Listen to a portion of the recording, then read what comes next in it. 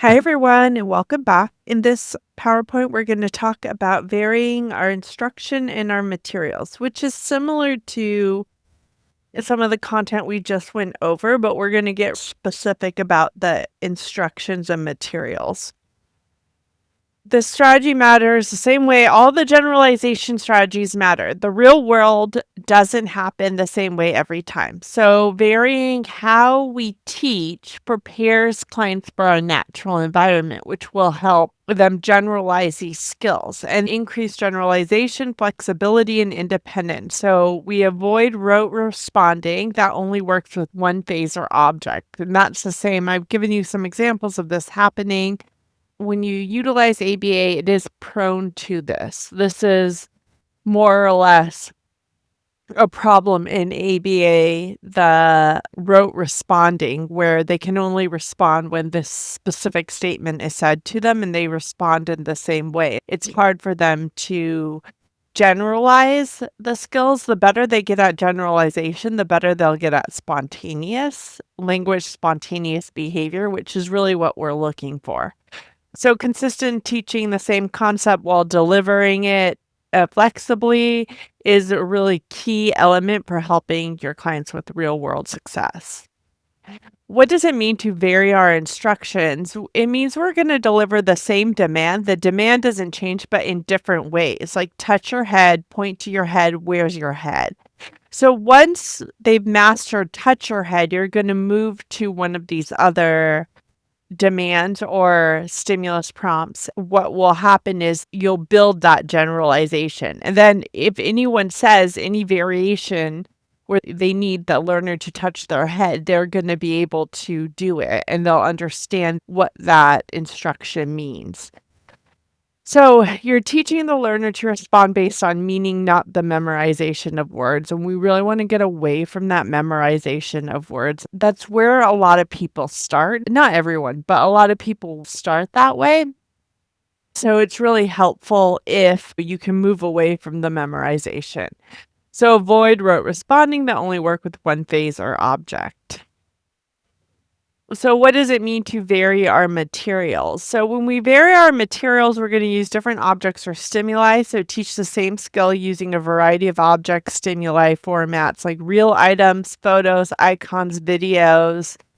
You want to vary the colors, textures, and sizes if appropriate. So switch up all the physical characteristics of the material used to teach a concept, and then rotate the settings. So you want to practice the varied material in varied settings. So if you practice with pictures in one setting, you want to make sure you're practicing with pictures in all the other settings and vice versa.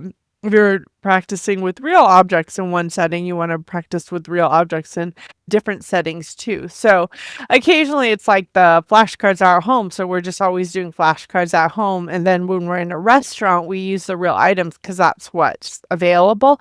You want to make sure you switch those up so that they can identify both real objects and flashcards in both a restaurant setting as well as a home setting. And that's when you're teaching them the silverware and the plates and those types of things.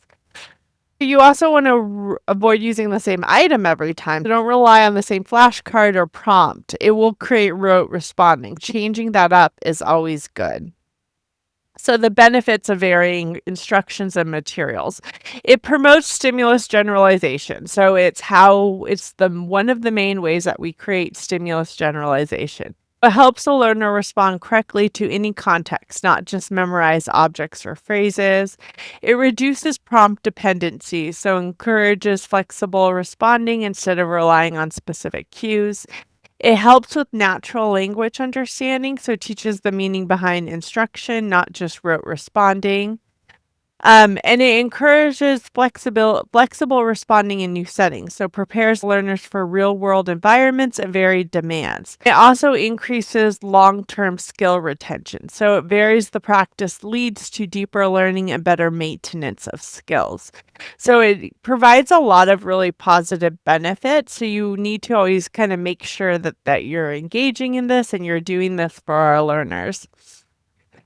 So it will create that flexibility, the generalization, and the independence that we're looking for. This will avoid the rote responding. That only works with one phase or object. So, for example, washing hands. So you would, and we've used this example before, but there's a ton of different settings where we might need to wash our hand. The soap dispenser, the faucet, how you dry your hands, where the trash can is, the noises in the room. All of that is gonna vary for your learner.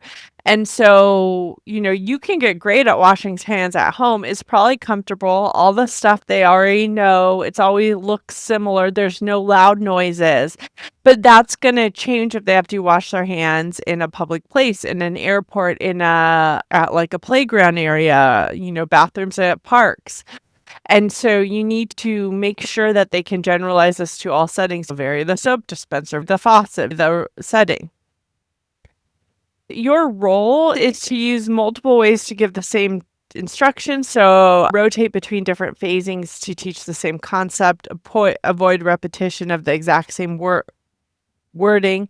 And like washing hands, you need to vary the instructions too. If you just say time to wash your hands or let's wash our hands, you're the teacher, the parent, the caregiver, a friend who's saying like, oh, we need to wash our hands now, might say it in a different way. And you still want them to engage in the hand washing. So it's good to also vary instruction for all of these. So you want to make sure you're rotating materials. If they're not telling you to do this, you need to ask about it. Switching out the objects, images, context to teach the particular skills. If you don't feel like you're engaging in varied materials or varied instructions, talk to your supervisor about it. You need to document how the learner responds to the new variations and write the variations down. We talked about that a lot in the last PowerPoint. It's like, if they do it successfully, when you say wash your hands, they keep doing it successfully, and then you change it and say, oh, is it time to wash our hands? Where's the hand washing station? Just change how you say it. Someone might try to train them in that, but they've already mastered it. Same with if you just keep writing the word wash hands down without your instructions, people might think they know lots of different ways to respond to the instruction of washing their hands when they don't. You want to make sure you're always talking with the supervisor about these goals and ensuring that the instructional variations align with the learner's goals. Avoid overusing the exact phrasing or object every single time. So prevent the learner from becoming prompt dependent. You want variation in your teaching as well as variation in prompts. The prompts should change over time as well. When you're varying instructions, you want to make sure that the meaning makes sense and it's still the right meaning. So use natural everyday language to express the same instructions. You want to practice using 2 to 3 variations for every instruction. Rotate between different phasing to teach the same concept. And then don't confuse the learner. Introduce variations after the initial skill is mastered. So make sure that you initially master that one skill with the most used instruction that you'll see.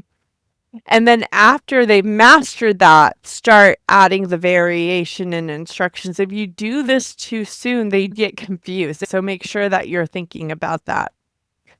Tips for varying materials: use items that serve the same function. So make sure it makes sense. I've seen people vary so much that the item doesn't make sense for what you're trying to do. There's some variations between a bowl and a plate. Is it likely that with those plates with a little edge, they're going to get soup in a plate like that? Probably not. So we don't need to train that. Like, make sure we vary the types of bowls, right? But it is still the traditional definition of bowl. Anything else might just be a waste of time to vary that much. Switch up the colors, textures, and sizes. So always try to switch up colors, textures, and sizes. When I'm training a specific skill, you do have to gather this material. In the home or even in a clinic, they might have 1 or 2 types of bowls. But if you go to a restaurant, it's going to look different. If you go to a cafeteria, it's going to look different. Your friend's house is going to look different. So I typically gathered all this stuff and I had variations for all the things that I might teach in my house ready to go. That's not something that you need to do, but if you've been in the field for a year and you're doing this a lot, it might be useful to start collecting those things. And the easiest way, Dollar Tree is of course great because it's cheap and easy. You can get a bowl, you can get a spoon, you can get like one of all the different things you might need. But also garage sales are really great. So I would just kind of scour any kind of garage sale I saw, and you can get a bowl for $1 that looks a little different. You can do this really cheaply. You don't have to spend a lot of money. I don't know, Amazon or Bed Bath & Beyond or whatnot to make this work. You can just use secondhand items and Dollar Tree items. Rotate real items, photos, icons, and videos. Use a mixture of physical objects, images, and digital representations to teach the same skill. Practice across settings when possible. Teach in the different environments like home, clinic to promote generalization. Data collection with variation. So you want to use generalization probes. So probe varied instructions, probe varied material. Always probe it because they might already do it so we don't have to teach it. Once you've taught, like, wash hands, if you try some different variations of that, they might just do it. It happens a lot that they can generalize themselves. And then it's just less therapy, less time for you, less all of that, which is better, right? So always probe it before starting it.